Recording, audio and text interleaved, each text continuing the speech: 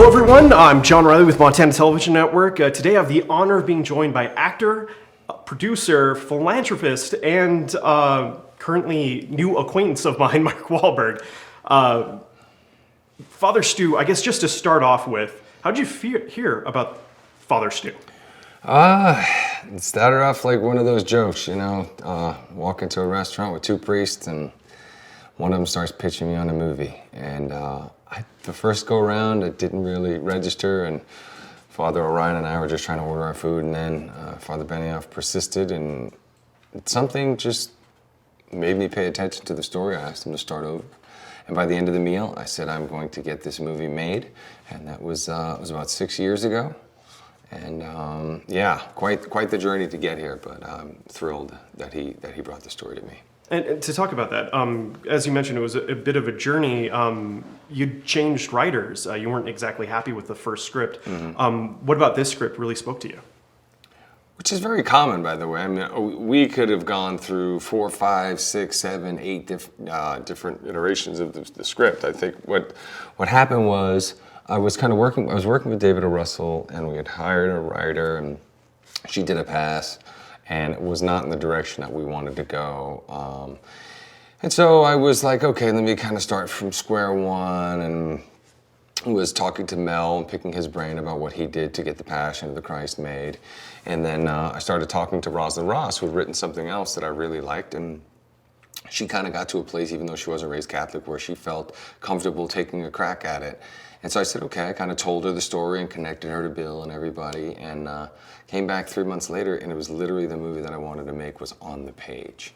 And that has never happened to me in my career. Usually if there's something there that's, maybe a bit of the structure, the bones, certain pieces that you could kind of work on and have those building blocks. But it was pretty much the movie that we wanted to make. I started working on the script and rehearsing and playing out the scenes immediately. And then, of course, we had to kind of figure everything else out, and it dawned on me. I thought if she could put it on the page, she could put it on the screen. And so we asked her to be the director as well. And it seemed like it was a bit of a whirlwind production. You guys filmed in a very short amount of time.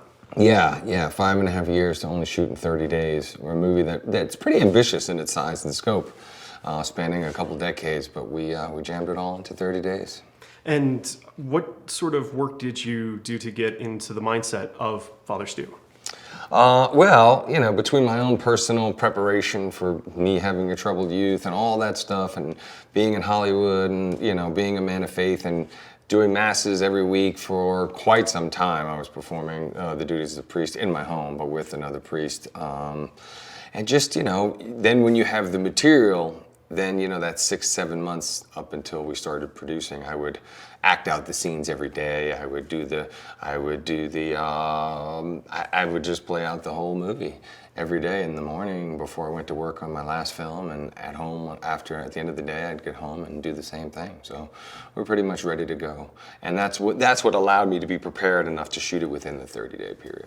Now, you mentioned there that you've done your own masses. What's it like writing a homily?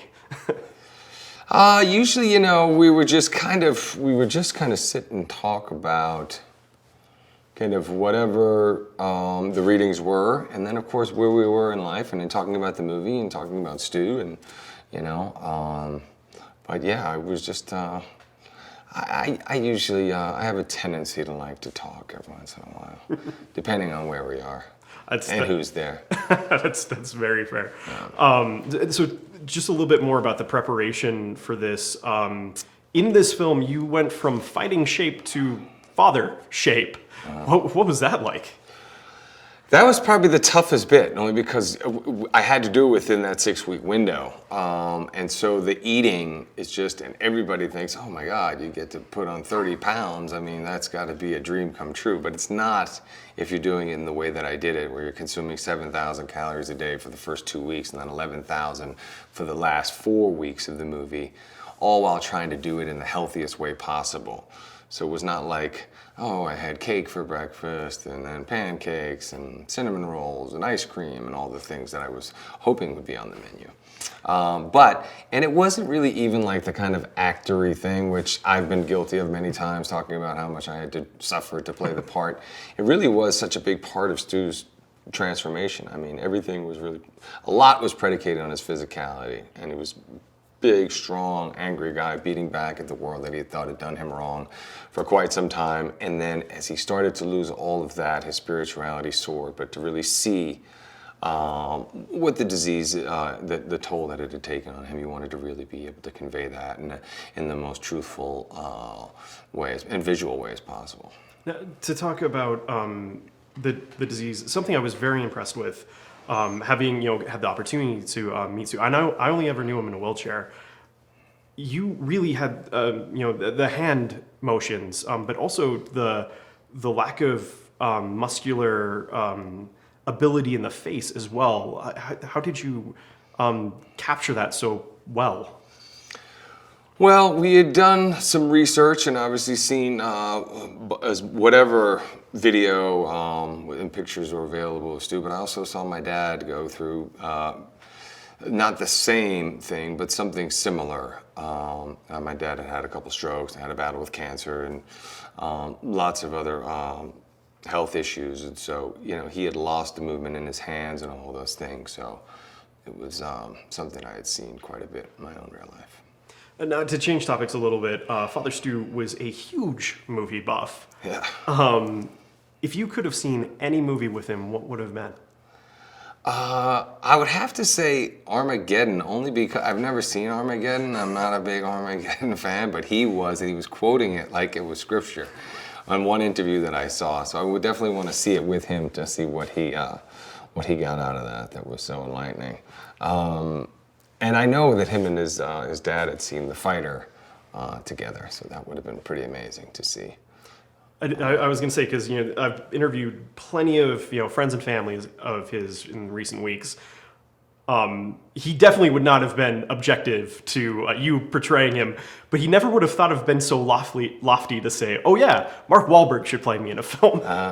Yeah, I think. I wonder who he would have chose had he had a choice. What do you think? I don't know. Probably somebody a little less well known, honestly. He probably thought it'd be a TV movie, not a major motion picture, and because his congregation was fairly small. I mean, he touched a ton of lives here, but ultimately, what your movie's doing is bringing his story to the levels of like a cardinal or even a pope level of reach. Mm-hmm. And I guess how does it feel to be able to, share his journey of faith with that many people? It's amazing. It's amazing, and I know he's tickled by it. I think it was one of the first things that Bill and Father Bart said to me, that he's just getting a kick out of all of it. I was doing an interview, and somebody was saying, well, he was really successful as a boxer, and then, he failed miserably as an actor, but then he really found his calling, and I was like, wait a second, I don't know, I got a little offended by it, and that they were so quick to judge his experience in Hollywood.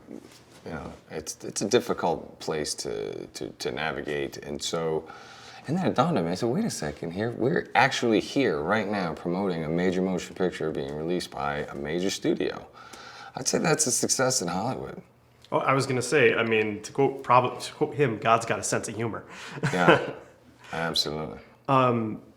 What are your hopes that people take away from this film?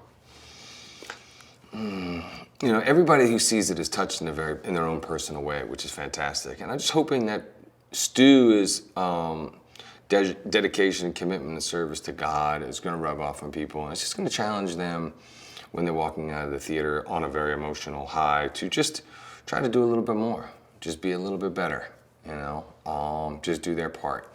And I think that's all we can ask for. In a world where everybody's kind of just been focusing on doing their own thing and dealing with lots of tough stuff, but if they're in a position to just do a little bit more.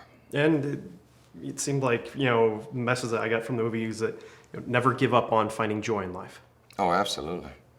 Absolutely. And even through the difficult times, because the promise of eternity is a beautiful thing. It gives me a lot of comfort for sure. Perfect. Well, Father Stu comes out Holy Wednesday, April 13th, and you can catch it in theaters. Thank you so much for your time. Thank you, sir. Appreciate it. Pleasure.